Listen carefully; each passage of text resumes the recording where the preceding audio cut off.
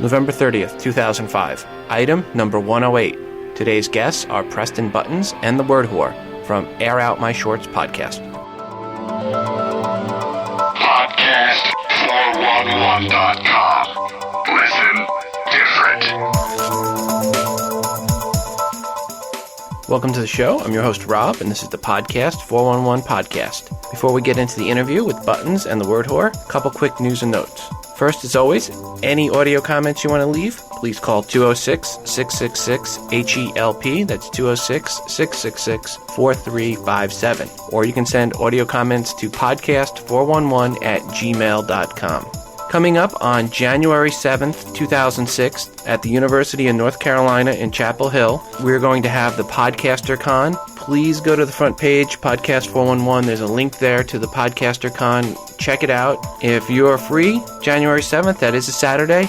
It's a one-day conference. We would love to see you there. This is an open format conference. More about that is explained in the wiki at the Podcaster Con page. And for anyone who's thinking of flying in there, RDU is the initials to Raleigh-Durham Airport. One other piece of news and note, and that is, a few weeks back, we interviewed Heather Green from Business Week. And in the interview, Heather announced that she was going to be doing her podcast. And we said we would announce it here when it was available. Well, it is now available. And you can find her podcast at the very easy URL of businessweek.com/media center/podcast/podcasting/current.html. Yeah, I'm sure you all got that. Go to the show notes. There'll be a link to her podcast. It's a very good podcast. This week, on her first show, she interviews Leo Laporte from Twit. Very good interview. Leo talks about monetizing podcasts and who he thinks is going to make money and how to make money. Definitely an interview you should listen to. And along that same vein, Heather just released an article in Business Week about podcasting and making money from podcasting and the different networks that are out there. The article is called Indie Podcasting, Not So Independent Anymore. And I'll have a link for that also in the show notes. Well, we're going to go ahead now and I'm going to play a tech tip from Andy over at the Polar Bear Podcast. Here we go. Hi Rob, this is Andy from the Polar Bear Podcast. Thank you for letting me share this tech tip with your listeners. I don't know if you've covered this issue on previous shows, but one thing I learned from putting up a podcast is not to buy overkill equipment, more specifically microphones. When I set up the Polar Bear Podcast, I went out and spent a bundle on a brand new condensator studio microphone. It's a great mic, but not for my podcast. When I finally got the sound right, it was after I replaced the new microphone with an old one, a stage mic, which probably just cost around $80-100. The reason for the expensive mic not working as well is because it was designed to take up sound from a long distance, like the way you want it in a music studio singing booth. Now when I set up my podcast studio, I'm sitting like 2 feet from my iMac, and the microphone took up every sound it made, especially from the fans. The stage microphone, on the other hand, has a very short range, and people can actually talk quietly in the same room as I'm recording, without it coming onto the show. So my tech tip is getting a microphone with a short range and trying it out in the store before you purchase it. Otherwise, there's a risk that you will end up with a lot of background noise that you don't want, and the listeners definitely don't want. So thanks again for letting me share this tech tip with your listeners, Rob. This is Andy from the Polar Bear Podcast, signing off. Andy, thanks for that tech tip, and you make a very good point. The most expensive mic is not often the best mic. The mic I use is an Apex 415 condenser mic. It is a $110 mic, or at least it cost me $110 from a local guitar store. I'm sure I could have found it online for less. I like the way it sounds better than, say, a $20 USB mic, but compared to some of the other mics I tested at the guitar store that were $500 and $600, I thought this was better at $100. So, again, for my voice at least, I like this mic better. Well, we're going to go ahead now and get into the interview with Buttons and the Word Whore from the podcast Air Out My Shorts. Here we go. Preston Buttons and the Word Whore, welcome to the show. Thank you for having us. Hi, thank you. And as I was just mentioning, Buttons was the name of my dog growing up. Aww. I know, I already have a soft spot for you. What kind of dog was she? She was part Newfoundland, part German Shorthair Pointer. Oh, wow. That's a big dog. She was a big dog. Yeah, she was bigger than me, but that didn't take much. I was skinny run. Let's start you out with the first question, and that is, what was your first computer? My first computer was a VIC-20. I have technically never owned a computer, so I guess none. To be determined. See, that's the one I haven't had before. That's hilarious. I never thought of that, but you haven't. No, I've worked on a lot of computers over the years, but I've actually never technically owned one. So then I am guessing that the word whore is the one that puts this all together and posts it? Oh, absolutely not. No, I do all that. Yeah, he hasn't owned one, but he's had access to others' computers. Yeah, hey, can I come over and just I just need to check my email. A colossal mooch is basically what it amounts to. Yeah, wait, they're looking at me going, what the hell is this software that you put on me? Don't worry about it. It's too complicated for you. Let's talk a little bit about the first podcast you guys listened to. I think it was probably Don and Drew. For me, it was Don and Drew, too, because the word whore said, hey, listen to this. We can do this. I certainly didn't say that when I played it for you. I was intrigued. I just love the idea of it. Are there any other podcasts other than Airferg that you guys are listening to? Airferg is the only one that I regularly listen to. I've gone through phases. I mean, I definitely went through a major Keith and the Girl phase, but Airferg is the only one that I wait for the new episode of now. Well, I listen to Podcast 411. Good answer. That gets you, Good answer. It gets you very well edited when it comes to editing. You are such a kid. I actually didn't listen to any podcasts really until fairly recently, like in the past month or so. I subscribed to Podcast 411 and Keith and the Girl and The Psychotic Hour and a couple of video ones. Tiki TV. I love that. Let's talk about your show. Tell the listeners about your format and the content of your show. Okay.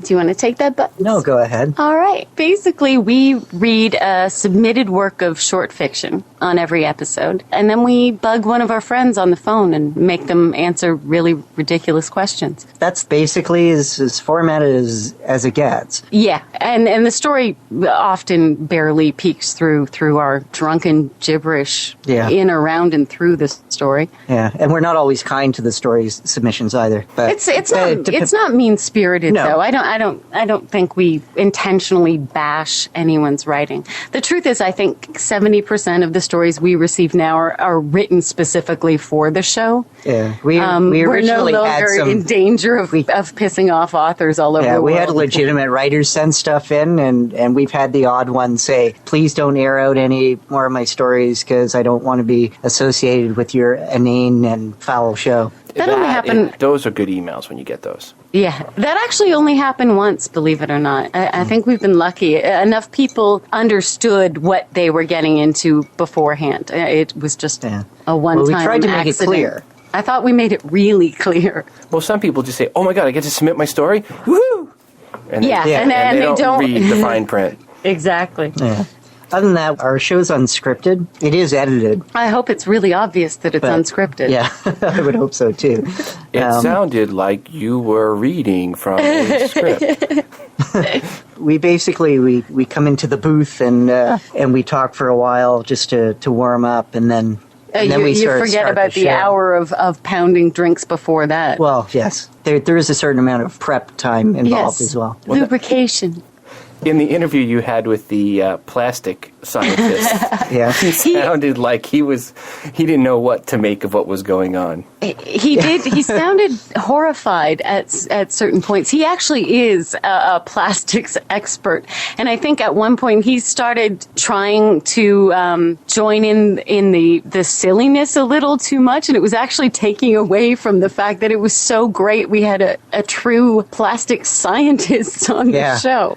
When did you guys put up your first show?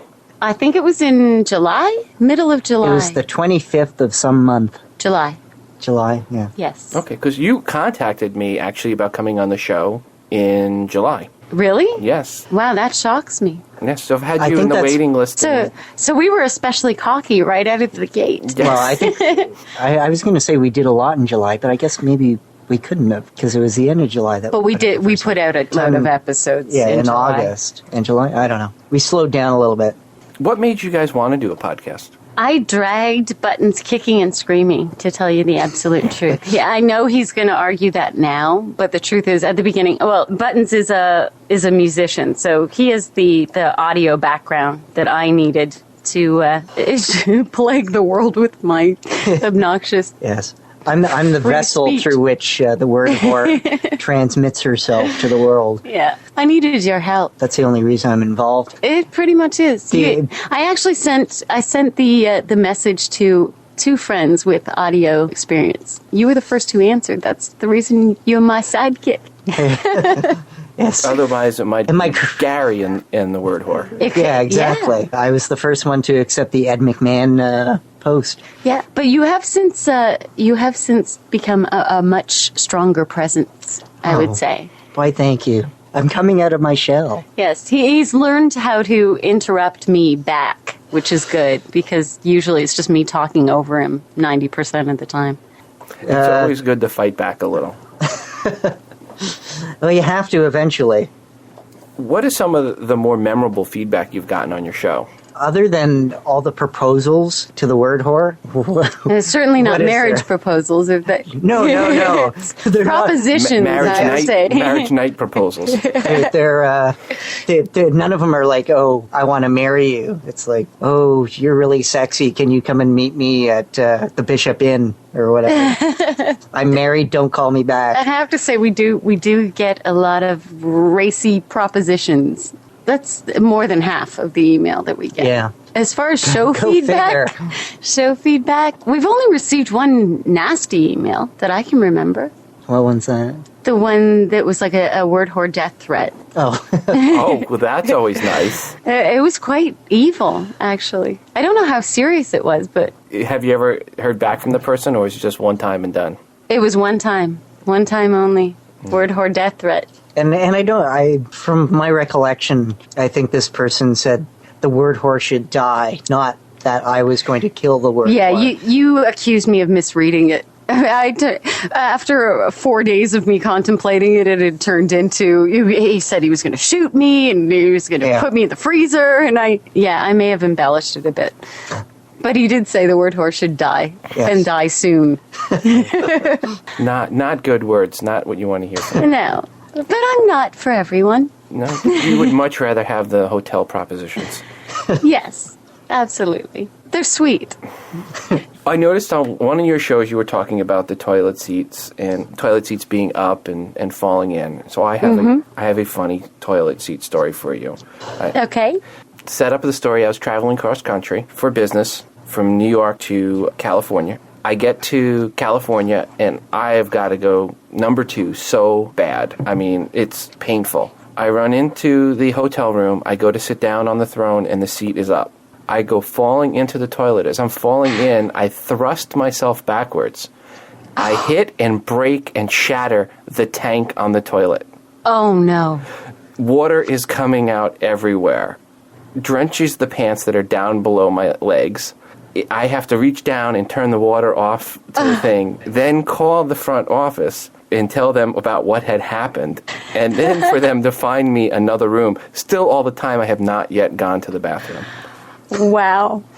Well, you certainly you put a new spin on the women in toilet seats issue. That's Yes, for sure. and I had always been one of those people that had said, I can't believe women don't look before they sit. This is just stupid.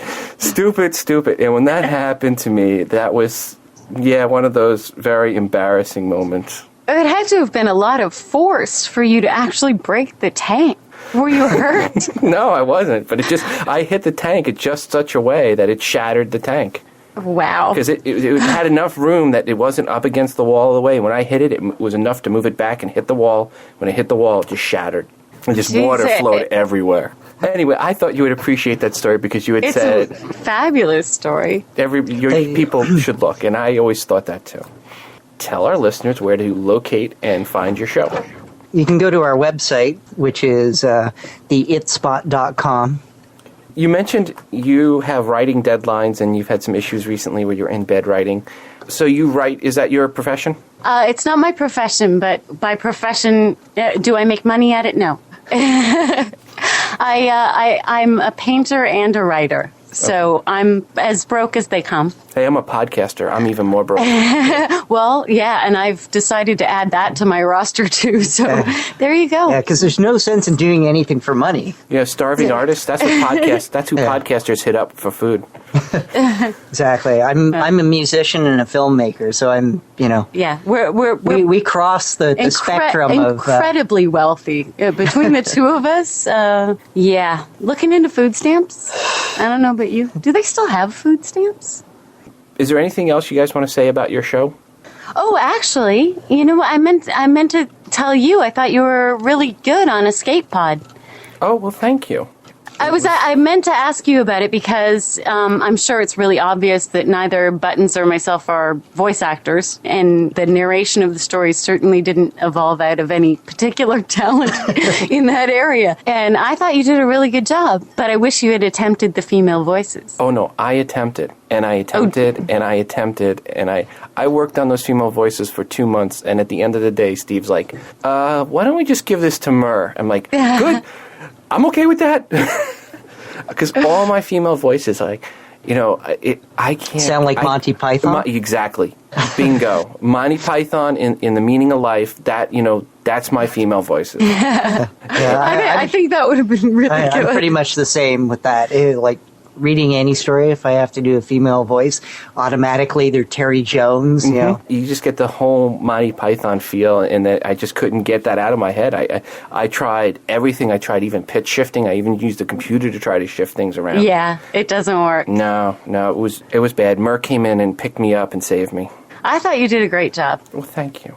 I admire that show. The reason it popped into my head is my original intention, because I do write, was that the show would be a venue for amateur writers, and it very quickly took on a life of its own, and that obviously isn't the admirable cause. Yeah, I don't think many people are getting published as a result of being aired out. No, like I said, I think more of the stories are coming in now, specifically written for the show, and that's fine. We didn't expect it to go the way it went, but the intention was there at the beginning. Yes. I love what he's doing. I really love what he's doing. Sci-fi's not my genre of choice, but I do really like the show. He does a great job, and he has a very good cause, and does it very professionally. Steve, did I kiss your butt enough to get another story? Let's talk about your show and how you put your show together a little bit here. On the hardware and software sides, what are you using to produce your show? When tracking, we go through a preamp and a compressor and a board into an ancient Mac, and then we transfer it to another machine to edit. We will, as we kind of alluded to before, we will record sort of X amount of time and cut it down.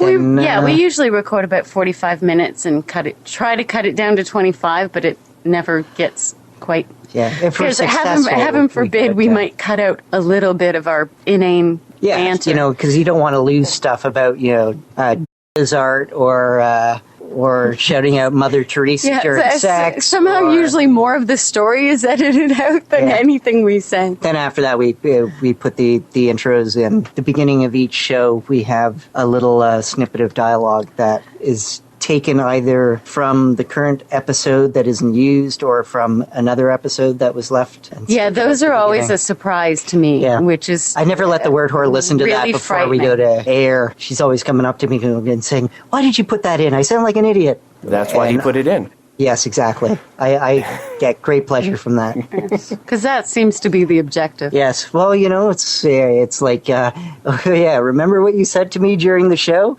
No, because usually I don't. Here's my answer. Usually I don't remember what I said to you during this show, so it's all a surprise in the end. What are you doing overall to promote the show?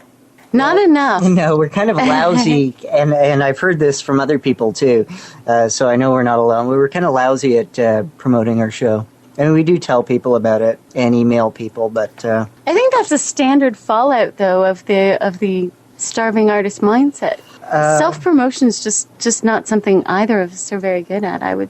So it demeans the art. Yeah. Exactly. Oh, yes, that's what it is. Air out my shorts is art. Oh, my God, please don't take that out of context. I think we do a lousy job of promoting this show. Yeah, we do. Do you have any plans on what you're going to do to try to promote it in the future? we've had some conversations about it. Nothing has resulted in anything brilliant. I'd like to come up with some really insanely different way to promote it. It just hasn't popped into my head yet. We couldn't afford to go to the expo, but I was going to send blow-up dolls in our place, and I'm regretting not following up on that. That would have been funny to have someone carry in. Exactly. I think that would have been pretty memorable. Yes, that would have been a good one. For about 10 minutes. Yeah. Other than you have a donate button on your site, is there anything else you're trying to do to generate revenue for your podcast? No. We should, though. Well, you know. And how is the donate button working for you? Terrible. It's only been up for a couple of weeks, and it's not actually set up the way we wanted it. No, we just put it on as a test. Well, I put it on as a test, and I never took it off. Yeah. Oh, we actually want to set it up so that it is tied to the amounts of the... We thought it would be, you know, kind of an easy in if it's just buy us a drink. So I think we're going to go that route. But we're just kind of lazy and behind schedule on that. I'm hoping that's going to work, but who knows? What advice would you guys like to offer to someone who's looking at starting a podcast? Don't make your podcast sound like shit. Yeah, actually, sound quality is way more important than I think 40% of the people are giving credit for. There's a lot of podcasts out there that might be good, but if it's full of all these spikes and if I have to constantly turn my volume up and down, I listen to it for about 20 seconds. Yeah, regardless of content. Yeah. It's just too painful. I mean, it could be even lesbian sex, and I'm not going to listen to it because... Oh, come on. Lesbian sex, you would watch that UHF channel when it was scrambled, just hoping for that one frame that comes in good. Give me a break. And one eye closed. I've done that many, many times. But if I were that devoted, then I would download it and I would compress it myself. But as far as just listening to it off of a player or something, yeah, it drives me bananas. Yeah, it is painful. I have to say the one. There are only 2 episodes we've ever put out that I regret, but the one is our most recent one, anyways. Our Halloween episode where we had just all of this obnoxious sound effects and cheesy Halloween noises running through the background the whole time, and it was just so brutally painful to listen to that I would definitely say either if you've got music going on in the background the whole time or keep it really simple. That was a mess. Preston and the Word Whore, thank you so much for coming on the show. Oh, thank you for having us. Yes, thank you very much. Well, folks, that concludes our interview with Preston Buttons and the Word Whore. Please make sure you check out their podcast, Air Out My Shorts, at theitspot.com. That's theitspot.com. Well, coming up at the end of today's show, we're going to play a promo from the Cinema Slave podcast, so please stick around for that. As always, any audio comments you would like to leave, 206-666-HELP. That's 206-666-4357. Always looking for your audio feedback. You can also send audio feedback to podcast411@gmail.com. One last note to all podcasters that are using FeedBurner as a service. Please remember to turn on your public awareness API, and you do that by logging into FeedBurner, click on My Feeds, then click on the feed title, click the Publicize tab, then click the Awareness API button, and then click Activate. This really helps let everybody out there know what the real subscribers are to podcasts. Right now, there's about 27,000 podcasts that are using FeedBurner. And if you were to have 300 subscribers, that would put you in the top 100 podcasts, according to FeedBurner, at least of the ones that have their public awareness turned on. So again, log on to FeedBurner, click My Feeds, then click on the feed title, then click Publicize tab, click the Awareness API button, and then click Activate. That's your public service announcement for the week. Well, that's going to go ahead and do it for us. As always, I'm your host, Rob, from Podcast 411, reminding you to listen different. Welcome to Cinema Slave. With your host, Joe Barlow. Do you love movies? Do you consider film an art form rather than mere popcorn entertainment? Do you gleefully chuck handfuls of Raisinets at morons who leave their cell phones on during every single screening you attend? Do you refuse to run away in abject horror at the thought of a subtitled movie? then you should check out Cinema Slave, a brand new podcast devoted to the passionate celebration of all things film. Reviews of the best and worst in cinema and DVD. Discussions about filmmaking, Frankenstein, and the French New Wave. And best of all, violent arguments about movies from people who love them in a way frowned upon by the Bible. Check out Cinema Slave at www.cinemaslave.com or through the iTunes Music Store. It's free, but not recommended for the faint-hearted.